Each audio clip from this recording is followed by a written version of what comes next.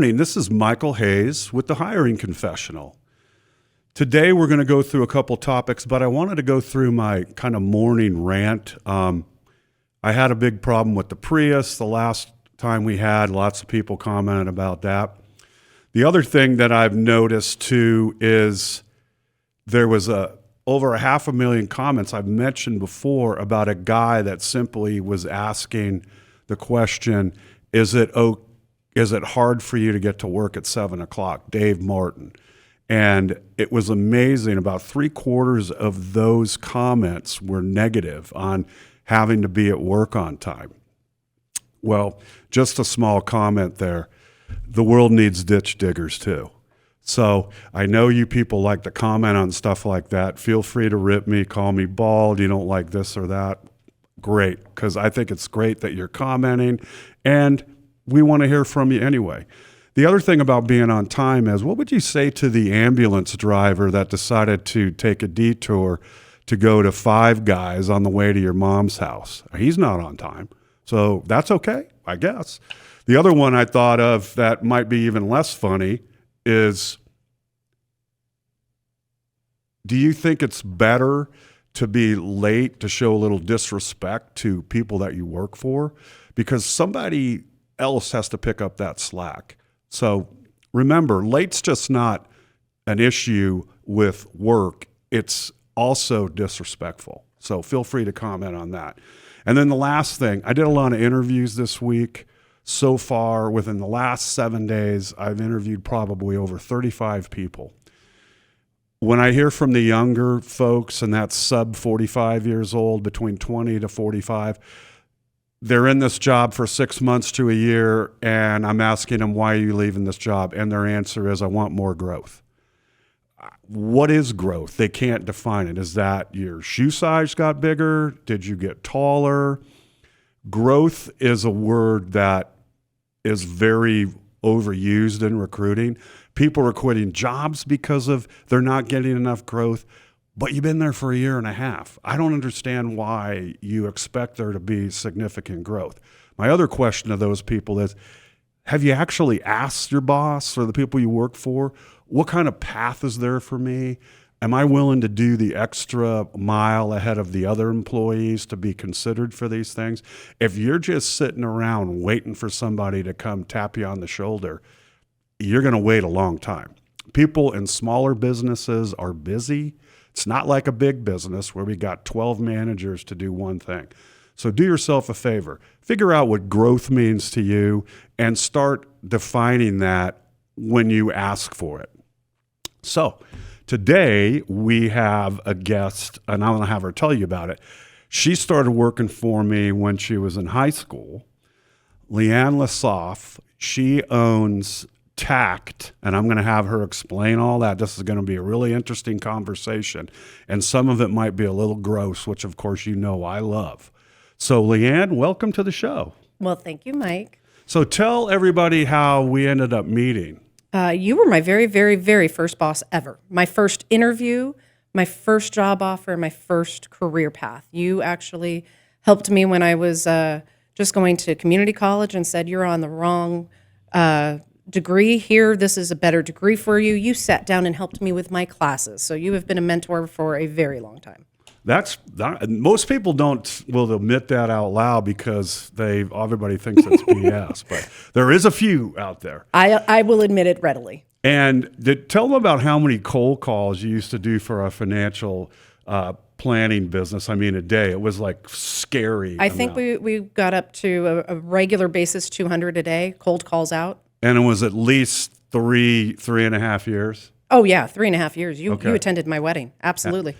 And then what happened? How did that help you? I mean, when you do that many calls, you can't help but learn. So what did you learn from that especially when you're hiring people now for your own business? Oh, well, I learned a lot about rejection. It didn't really matter.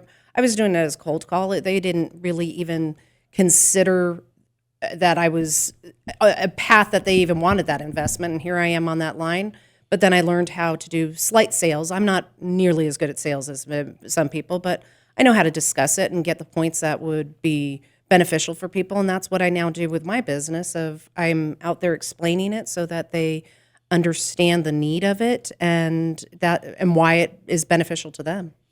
Now, the company's called T.A.C.T. So tell us a little bit about the name and what kind of exciting business that you do that most people, I guarantee you 99% of the people that would ever see any of these clips would say they would not do. Correct. So we have a business that we always say we hope you never need to use. T.A.C.T. is a franchise. It stands for Trauma and Casualty Team. We like to think of it as thoughtful and caring treatment. My husband and I, David, we own 3 different franchises now. We own T.A.C.T. 48 and T.A.C.T. AZ, both here in Arizona. And then we also own T.A.C.T. Fort Worth. And basically what we do is biohazard remediation, or layman's term, crime scene cleanup. And I also read from the on the website that you're pretty tight in with the cop community Absolutely. and law enforcement, just because they're like the first people that come on scene. So everybody knows the tagline, the first responders. That's your police, that's your fire. We've accepted the tagline of the last responders. So we're after the crime scene is all taken care of, and it doesn't have to be a crime. It could be an unattended death. It could be, just an accident that happened in the house and you needed EMS out. We've accepted it as the last responders because we're the last people that you're calling to get that house back house or business back to a healthy environment. Now, because here's some of the things that you do: hoarding blood, odor, which I think is a very important thing. So I guess if you got like a stinky relative in your house, maybe that's somebody you can work with. Tear gas. Yep. I mean, I guess that's like if somebody has to get their house tear gas because they're in there, holding the wife hostage or something. Or it could just be somebody actually that has a lot of anxiety, panic attacks. They may have been overusing their drugs, and now their neighbors are complaining, and that's the only way that the police can kind of subdue them to get them out of the house. Or they thought the tear gas thing, because they're on fentanyl, Yep. was their deodorant. Yep. And they ended up putting themselves out. No, then you got rodent duty, which I would assume is the roof rats. Tell us a little bit about how prevalent that roof rats are in town and what kind of diseases that they carry, because we love gross stuff on this thing. So rodents are definitely a problem here in Arizona. Definitely we have the roof rats all over the place. They create little nests up in your attic. They're using that fiberglass is really a great insulation for their nests. Most people would think that a pest control company is going to get rid of the pest and anything with it. They aren't involved in that actual remediation of the leftover urine and feces, and that's actually where your diseases are left at. They can live in that area for the diseases for years. So Gene Hackman's wife actually died of hantavirus. We had that all in the news. It was a big influx when that was reported. We had a lot of calls coming in. It's a lot of the time in the attics. If you have a mobile home, it's in the sub-basement. Another one that I always think of, and I want everybody to be very careful because you're eating at, is your outdoor barbecues. Those built-in barbecues, great. You've got all those nice little food drippings. That's a great food supply for them. And so they make little nests in your barbecue. So check your barbecue this season and make sure that it's all cleared before you start cooking, because you're putting that right in your mouth. Well, especially since people are smoking their meat with hickory chips, Heck and now yeah, it's Traeger all the way. like burnt rats. I mean, I didn't ever thought of that, but I can only imagine because let's just face it, people just aren't very clean. No. So I would bet if somebody had that and they were in the right place with fruit trees, you'd probably end up getting those pretty good. Exactly. And then we got the homeless, we know that. Suicide, which is horrible, but undiscovered death. So I own a rental property and the guy croaks. I'm wondering why I'm not getting my check. So I have to go by and take a look. You're right on it for that. Oftentimes the undiscovereds, be careful of your auto pays. Your whole entire life is set up on an auto pay system. And so now nobody paid any attention that you were missing for 5 months, 6 months. We've had one as much as 13 months. And then all of a sudden, there's the problem. You've been passed away. We had a lovely little neighbor in Sun City. Of course, great community out there. They all check on each other. Love it. had a wellness check on the house that we were involved in. Neighbor comes over. He goes, no, no, no, she's on vacation with her son. They're like, okay, no problem. At least she made somebody aware. Okay, great. 3 months later, wellness check again. He goes, no, no, no, she's on vacation with her son. And they're like, no, we got to really check because we can now we smell the decomp going on. Mistake, totally innocent. It was the other neighbor that was on vacation. Oh. So see, it can be very innocent. It can be just a medical episode. And unfortunately, you live by yourself, didn't have somebody checking in on you. What about the excitement of a worker pushing that door open or knocking it in the first time? It's just got to be all flowers and perfume. Oh, you can usually taste it at the curb if it's been that long. So if we have that instance, we fully suited up, have our respirators on before we even open the door the first time. Now, here's an interesting question. How the heck it's hard enough to hire people, right? Mm-hmm. And then you're hiring people to do this stuff. So how do you guys go about hiring people? And then what kind of pay ranges does that stuff go to? Because I would imagine there's more pay for people that want to do that sort of thing. So we have a unique instance. I know that you guys have spoken on this podcast several times about how do you go through your hiring and all of that and the problem of getting somebody to even respond. I've got the opposite. I have never put an ad out yet. People find us because of morbid curiosity.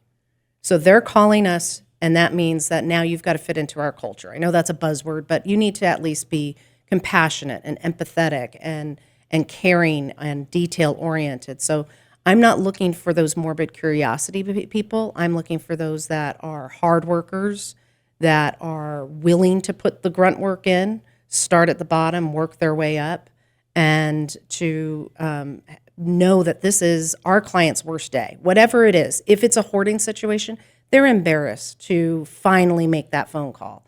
If it's their family member passed away unattended and wasn't found for 3 months, they're embarrassed that they didn't check in on their aunt, their uncle, whatever, whoever it may be. So it's their worst day. So we're looking for the compassionate individuals. And we have a structure so that they kind of start at the bottom and tier it all the way up so that, speaking to your intro, there's growth. Interesting. So that is something that actually could be defined as growth and something that most people can understand. I mean, it's interesting you mentioned the culture because my dad always used to say, I bring my dad up all the time because he was always great for these comments, culture was you come to work, I pay you, that's our culture. No. And I used to get the biggest laugh out of that because I think in the old days, a lot of that was true, but now everybody's looking for some type of awesome enjoyment thing that they're doing all the time, and it's just not very true. I think it would be okay if you were making widgets. You know, if I'm coming in and I need to just make so many widgets, that's fine. But I think if you are in a industry where you're front facing it to an individual, you need to have some reason for going into that job anymore. When we started the hoarding aspect on this, honestly, when we were doing training, David and I looked at each other and we said, I'm not touching that. We're not going to get into that. First of all, it is a profitable aspect. I mean, there's cost to it, but there's an overwhelming need that I just didn't even think. But the forward-facing aspect of it, I'm like, I'll just get in a team. I'll get the men in on day one. They'll, get everything out, and I'll get women in on day 5, 6 to clean it. There's where the problem came in my mind to set. I was deciphering that somebody just wanted to come in and get the job done. No, our team wants to come in and see that reward at the end, that they came in the beginning and it was absolutely a mess, to see the delight on our client's face that they got their home back to a livable situation. It gives them a lot of reward, and they've asked to stay on a project from front to end. What's the background of people that come in to want to do this work? The two best employees we had are actually one had, one have. They come from the college aspect where they're looking at a crime scene investigation. They want to see if they can actually be on the scene, or a healthcare education where they're like looking at the mental aspects of it and wanting to come into it that way. So our one staff member, she called us when we were barely open. David and I were the ones doing every single job. And she's calling and she goes, "Hey, I'm ready to work for you. I'm ready to work for you. I'm ready to work for you." And we're like, "Okay, we don't even have a job yet." She called us up and she said, "Hey, I quit my job. I'm ready to work for you." We're like, "Okay." And here she comes on the first hoarding job. And she's this tiny little thing, perfect hair, makeup done, jewelry perfect. David goes, "You realize what you're about to walk into. I mean, the trash is up to your shoulders in this house." And she went in, got her suit on, dealt with roaches running at them, like not away from them. And you're not allowed to react. You have Angry roaches. Yeah, angry roaches. And you're not allowed to react. And when they went to lunch, she goes, "Okay, I got to tell you, I have a fear of roaches." And he goes, "Well, you did a great job. Client never knew. Client would never even know on it." So how like when you watch that hoarding show, like when I want to lose weight, I watch it because then I can't eat. What is the deal with how you get a person to do that? Because it's always the debating when they're going in there, like they want to keep a pill bottle from 1960. Remember how I said that we think of it as thoughtful and caring Right. treatment? I'm not going to hassle you on it.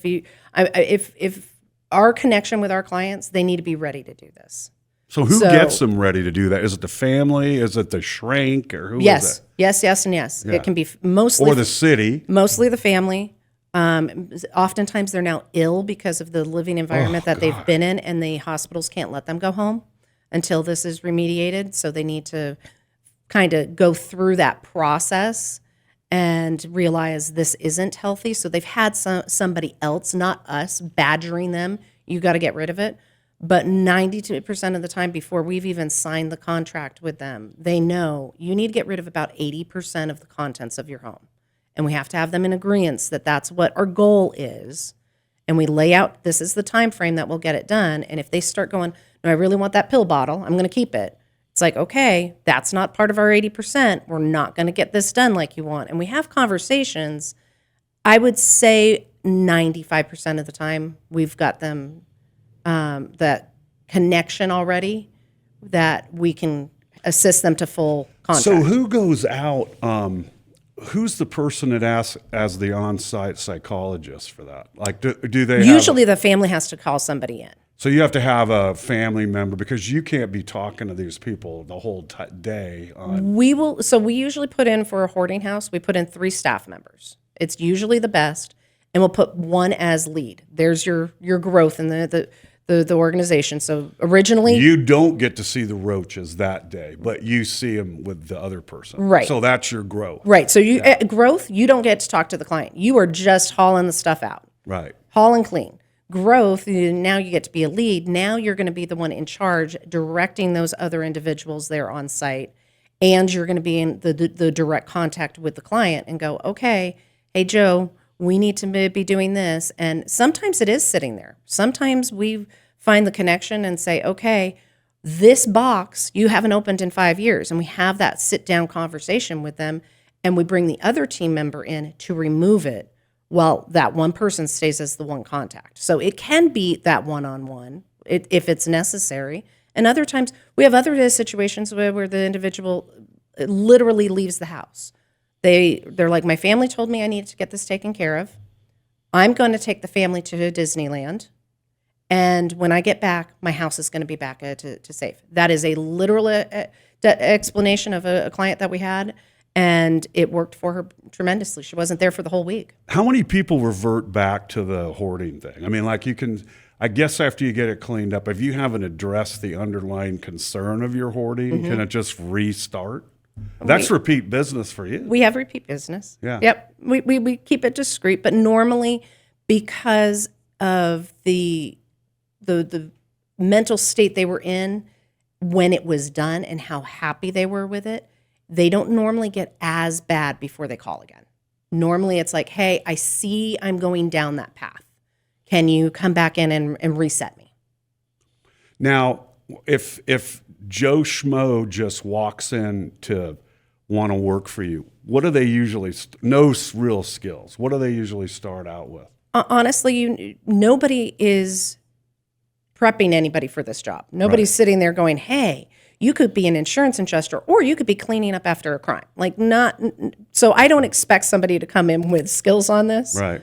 So we normally set people up first with those rodents, the hoarding.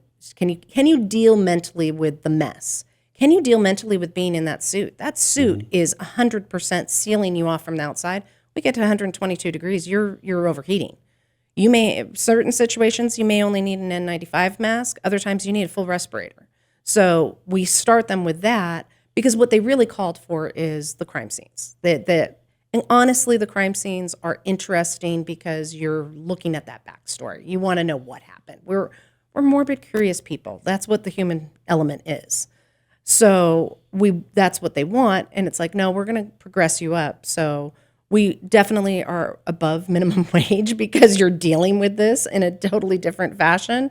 And we try to give bonus structures too. So if like our son has worked for us since he was in high school, and now he graduated with his associates, and then the following week graduated with his high school diploma. And he's like, you know what? I'm going to work for you guys right now. I'm going to learn business, and as I need additional things, I'll go back if I need to. But we'll get people that say, hey, I'm Mr. $66 an hour minimum wage. Who we have comment on that? But like I've said, what's unusual is that you're not having to look for employees. So do you think it is the morbid thing, or people that they just want to see if they can hack it? I mean, what kind of turnover do you have? Like if I started 4 or 5 new people, what kind of turnover is there? Most of my turnover has been because believe it or not, it is a cyclical business. So it usually is when we get to a slow season, which is wintertime here in Arizona, because the heat really does kill. Now I have my employees don't have as much work, and so they're going off to a different job. So it's not that the job was what turned them off to it. It is more for our hiring aspects. So I have 3 employees that have been with us since day one. Most of them, we've been in business now for 3 years. So I've got others that usually it's over a year. And again, I'm dealing with younger individuals most of the time that are in college, want to move on. The example that I gave earlier, she actually wanted to go into crime scene, and we hooked her up. We support our police. We do multiple events throughout the year, and we're like, come on, you need to come to these events. The police support the Special Olympics. We support the Special Olympics. Come to the event with us. Meet these individuals.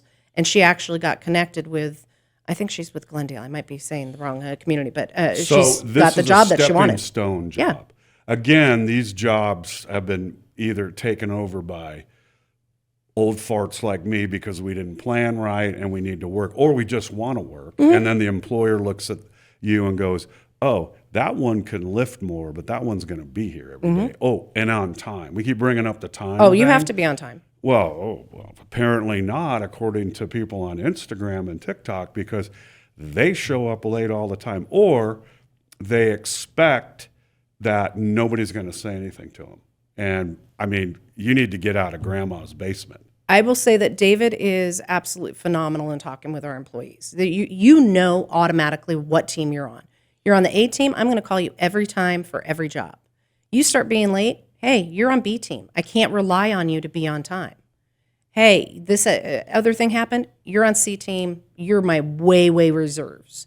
We have that communication with the people that work with us. Timeliness is so important. You need to be, and when you're at work, you better be working. I'm not going to see you over on the side texting on your phone. Oh, why take not? a break, but absolutely not. We need to be on that every 5 minutes because we want to take pictures and stuff with us and then put a bikini shot in later so we can put it on our site. And there's the other part. There's the morbid curiosity. No, you may not be taking pictures for yourself. I have to, for insurance purposes, I need you to be taking pictures so that I have evidence of what I did. But that's for work. If I find out you took one of my clients' photos of my client's home and posted it, you're out. Period. Has it happened before? Not personally to our team, but other franchises have had that issue. Okay. Yeah. So is there a good hiring confessional story? Like who was you gave us an example of a good one. What's somebody that wasn't all that bright? What did they do? So we actually had a gentleman come and work for us when we very first started up, and he was from a competitor.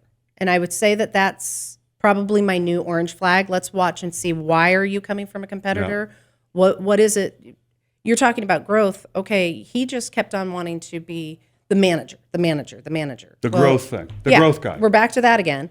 And it's like, but you have to work. We're working managers. If you are that lead on site, you are working. And we even had him doing some marketing aspects, and he literally sat there and would say, hey, I'm going out, I'm buying donuts to bring to the police station, turn in a receipt for me. And I'm like, that's like a dozen donuts. You went to one police station with a dozen donuts? No, we're not doing that. And he expected to be paid for 10 hours because, he lived all the way down in Casa Grande, so he needs that drive time. No, I'm not giving you drive time. You have to get to work. They're just little things like that. Well, that's another thing is you're bringing up a big problem because Arizona is huge. People that move here have no idea how big this town is. And I tell people, you're going to be almost in like a zip code recruiting. We used to do this back when I had the staffing company. You're not going to be able to go from a West Valley address in Peoria to Chandler. Right. You're not going to be able to afford it. And what happens is people always go, oh, I don't mind the drive. And I'm like, it doesn't pencil out. And I have a whole little thing on my computer that shows you in a little diagram that I put together how many miles and how much gas. And then when you tell them that, they're like, oh, yeah, I can't afford that. But again, you've got to eliminate those people out of the list of applying, and it can be extremely aggravating. And we have that candid conversation in the beginning. Do you have reliable transportation? Reliable transportation, that's another thing that has a wide strike zone of whatever you think that is. Because I don't have a brick and mortar. You're not going to know that your mileage from your house is to this brick and mortar because I cover the entire valley. We could actually cover the entire state. We've gone all the way down to Cibola, Arizona. Don't know if you know where that is. To get to it, you actually have to go to California to get back in. It's at the very southern area of Arizona. We've gone as far north as Page. So we cover the entire state. So I have to have that conversation with them of, I say that. It's really David. David's much more that front person, but we do it. We have that conversation that you're going to be expected to be on time. Our start time is 8 a.m. So if it's all the way out in Mesa and you're in, the opposite end of town, you need to make your work to be there at 8 a.m. Our typical workday on site is 8 to 3. We give them an hour lunch break because you need that break. I mean, you have to. But I pay them full 8-hour day. I'm being generous with it, but I'm not going to sit there and say, hey, you were late and I'm going to pay you. No, now you're taking advantage of me. That's not Again, we have a lot. This is why it's a problem because lots of people still think that being late is okay. And they also, without even mentioning pay, I mean, the guy could be a brain surgeon. And if he's late, or if he's late, why are you getting mad at him? You're not paying him enough. And I'm like, okay, you don't even know what the guy does. Right. So let's first of all talk about that. Second of all, a lot of these comments come from people, and I look at the timestamp. It's in the middle of the day. What are you doing home? I mean, are you hiding out in your house? Is, the new Call of Duty just come out or whatever you're doing? I just don't get it. So it blows me away that people can't understand the time thing. And they'll call you names and all that other stuff. But let's be reasonable. There's probably not a business in this town that's going to tell you to show up whenever the hell you want. They will if you're an independent contractor or something like that, or an Uber driver. You can select that time. But I just don't see people on any type of production facility, warehouse, or anything that requires, emergency response too. If you're not going to be on time, you can't expect everybody else to be on time. Well, we have contracts with municipalities here throughout the whole entire state, mostly here in the valley. And when there's an emergency call, I get it at 2:00 in the morning. I have roads closed. They're expecting me to come and get the road cleaned up after an auto accident so that the road can be reopened. If my team's not ready to be there, we have an hour dispatch time is what we always say. We'll be there within an hour. Typically, we're there within 30 minutes at most. so that we meet the expectation for the municipality and we're helping the community get that road back open. So if you were laissez-faire and just sat out there and said, I'll get there in an hour or two, it's just a road, I'm going to lose that contract and I'm not helping my community, which are my culture and my goals. Well, the same guy that doesn't want to be on time for work is the dude that stopped behind the wreck yelling at why stuff's not being moved immediately.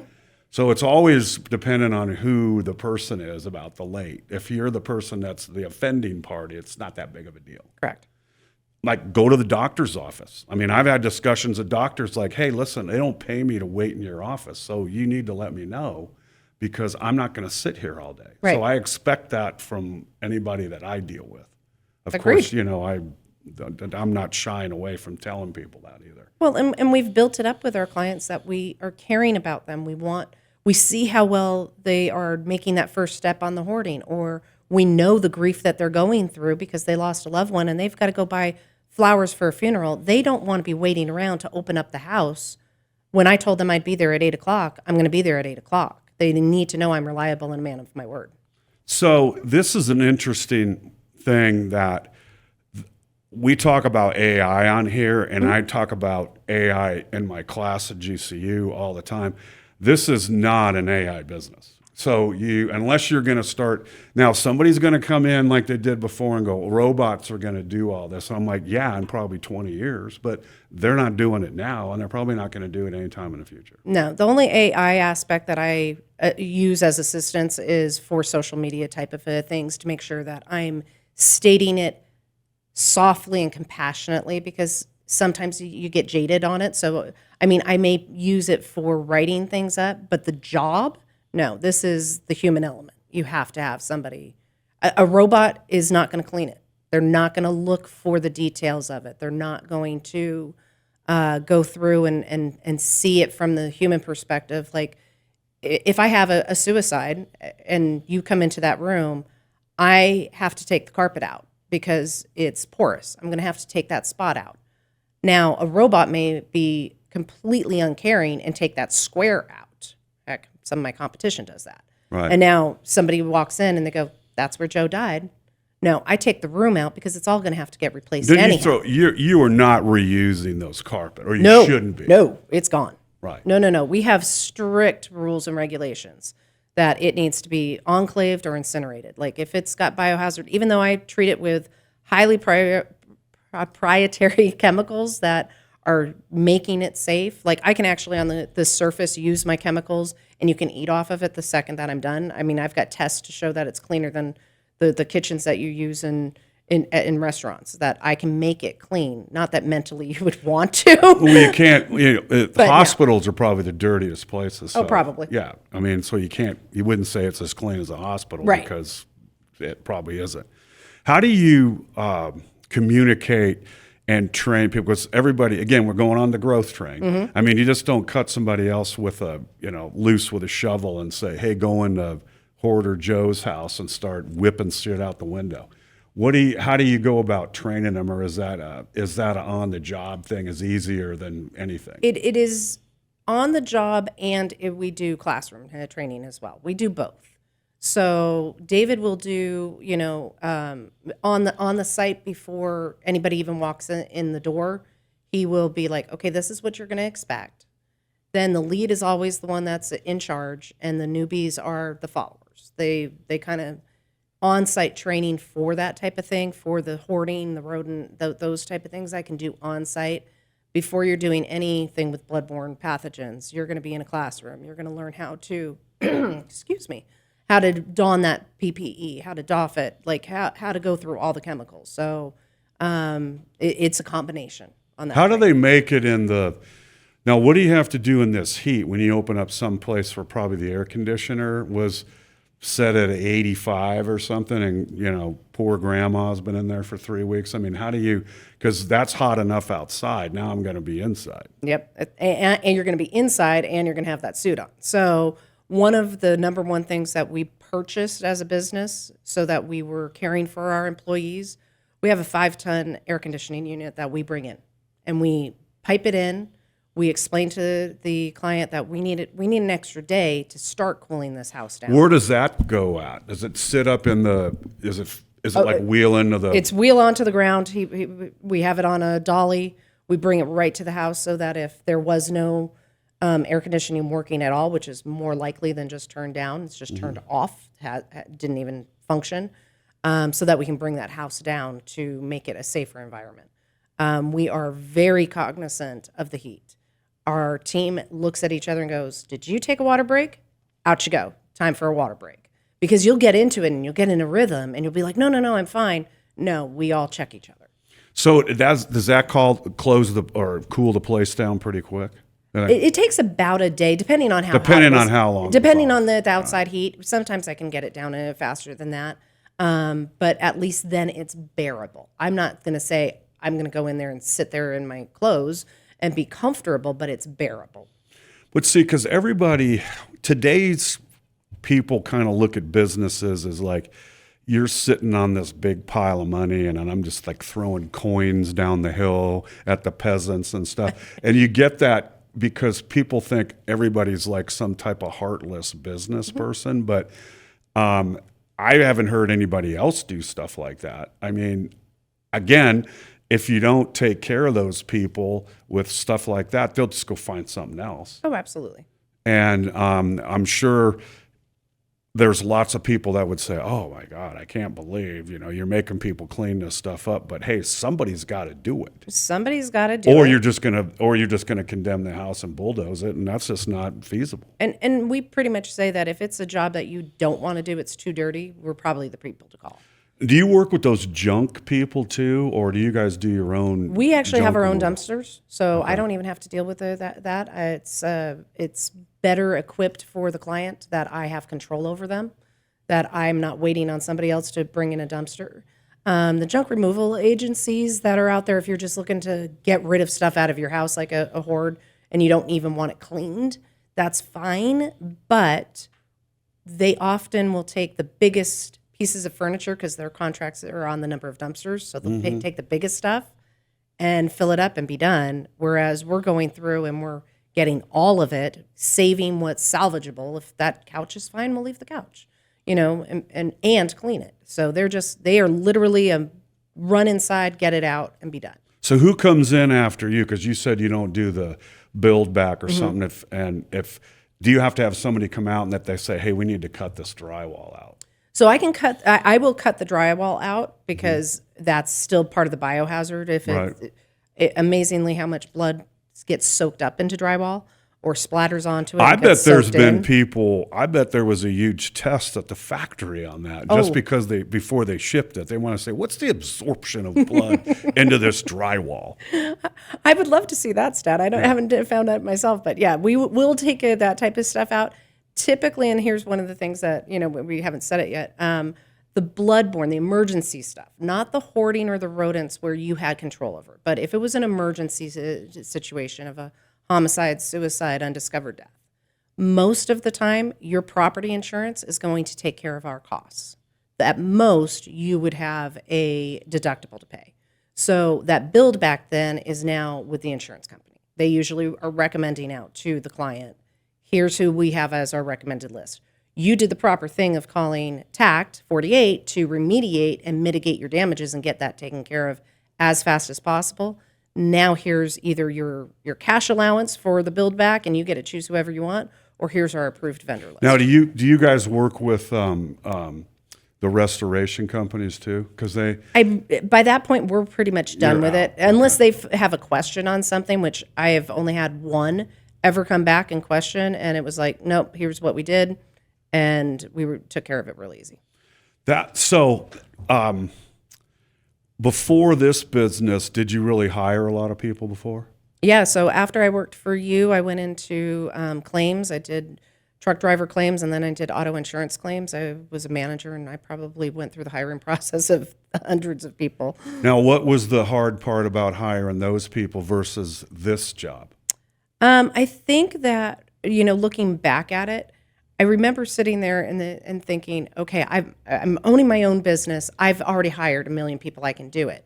This is not something that you can say, oh, I interned at, I already have experience at. Like I said, it's an orange flag if you're coming from a competitor now, because there's a reason why you didn't grow with them, because there should be a growth pattern. There should be something you want if you want to stay in the same industry.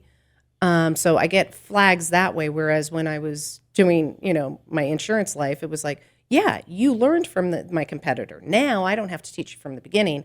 I can see that you've got experience in negotiations. You understand you've already got your license. We can do it that way. So there's that difference on it. So is there licensing for this? You have to have training. You have to have your certifications. So there's 80 Q certifications, there's OSHA certifications. I mean, it can go endlessly on continuing education. It's not a one and done. If somebody is saying, "Oh, I did that 5 years ago," wait, why 5 years ago? What did you do this year? You need to make sure you're staying on top of it.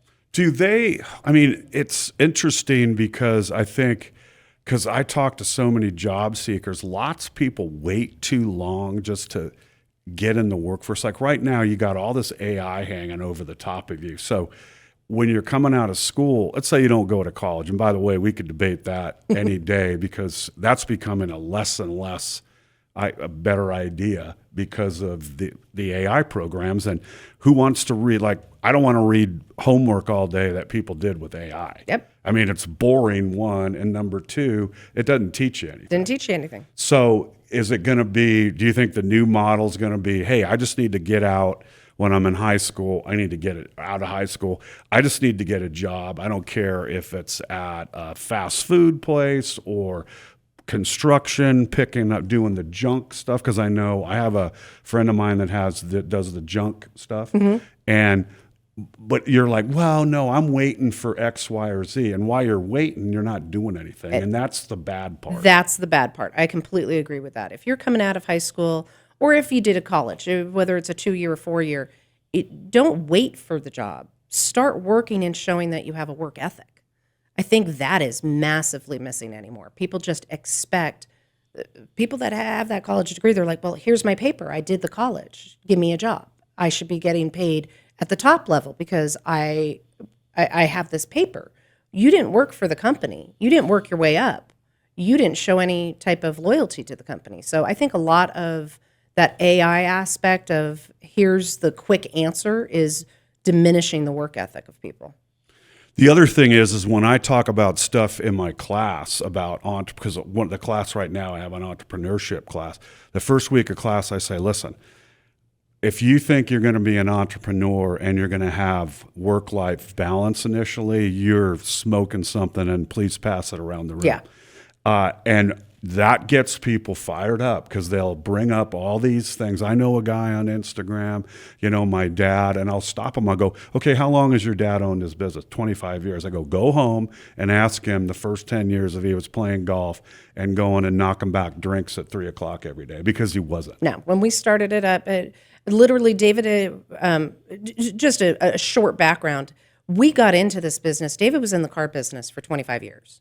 We got into this business because of a need. His dad passed away in his home and wasn't found for 8 days. Oh, God. And so when I gave him the call, because he was traveling at that time doing consulting work, so he was on the East Coast when I gave him the call that his dad was gone. When he flew back in the next day, insurance background, knew that property insurance was going to take care of it. I had set up for, now my competitor, didn't know it at the time, but they were in there, took care of it, did a great job. David went out for a beer with his buddy Mike, and Mike goes, I'm glad you didn't clean it up. Because at first he was mad at me. He's like, hey, I could have cleaned that up with Fabuloso. I didn't need that. And so, his buddy Mike kind of put him back together, and he said, that's not a memory anybody should have. So David literally came home and told me he was going to turn in his resignation the next day, and he was going to start this company. And he did. He turned in his resignation, and off we went to do all of that. We didn't open up our doors for 7 months. So to be an entrepreneur, you need to know how to get your business going. You need to understand all of the background of your business, how it works, whatever intricacy it is you need. Then those doors open up. But a month before the doors opened up, he looked at me and goes, I need you to quit your job You and I are going to do this together. You're going to do the paperwork. He's awfully bossy. Oh, he's a very bossy man. You've Yeah, yeah, love him to death, though. yeah. So I quit my job, and we started on the same day of officially. And how old were you at this time? Wow, personal there. You got it. Because I just want to point out to people that this is a long time from first job to now. Yeah, It just didn't pop up all of a I sudden don't care after about I my age. worked for 2 years. Oh, and no, I no, got, no. I'm 46 years old. I was 46 when we opened it. I'm 49 And this most month. people aren't really equipped to do that until they get some knowledge of what's going on. Well, and what's funny and why it works so well with David and I, and then that's the other aspect for you're bringing up discussion of entrepreneur. Don't think that you can do it all. David can't do the paperwork end, and I can't do that front end sales. I told you that in the beginning. I can talk about it, but I can't. I can't sell. He can sell and explain and have all of that. Gather all data. You want me to gather data? I'll gather data. I have no idea what it means. He looks at a P&L and he goes, here's what that means, and here's how we're going to run the business. So you're being an entrepreneur and starting your business is tough work. We did all of it ourselves. We got the 1:00 a.m. phone calls. We jumped out of bed. We went and did it. Then you build up a trusted team. Now I haven't had to be suited up in over a year. And that one was really a fluke anyhow that I had to be suited up. So we were out of the suits. The team actually at one point turned to David and said, "You got to get out of the suit because you're on the phone call and you're messing up our flow." So you know they and that's the communication we have. You're too slow. You're too That was the other slow. one. You're out of my way. So I mean, look, we've busted through a lot of time. Like I tell you, this is It really goes easy. fast. But give us something. Give us an idea of something people can take away as far as your business. What have you learned that other people either haven't learned or need to learn? I think that first you need to rely on your sources. Like being a business owner, I was never in my cards. I didn't ever expect to own a business myself. So I needed to get in the right room, get with people that have more knowledge than I do, and teach me, get those more entrepreneurs around me so that I was learning. David and I network out that way so that I've got that. Know your business, backwards and forwards. The other aspect for, the hiring aspect, know your employees. The old adage of leave your personal life at the door, that doesn't work. You've got to know your employees and what they're going through, especially in this business where you're doing a suicide on Father's Day. I need to check in with my team. Are you mentally okay today? Because you had to deal with that yesterday. So you've got to have a personal relationship with those that you work with too. So I just think it's the human element has to be there no matter what job you have. You can't just pass it off. You've got to be involved in it. Fantastic, Leanne. I appreciate you coming down here. I don't get to see you enough, so when I invited you, I was really happy that you came. Now, we get a lot of comments on this stuff, and we brought a lot of stuff up about time, and I'm sure you folks have comments on them. Let them rip, because next week I have another one of these, and I'll read the most popular ones off that I can. This is Mike Hayes with the Hiring Confessional. Have a good day.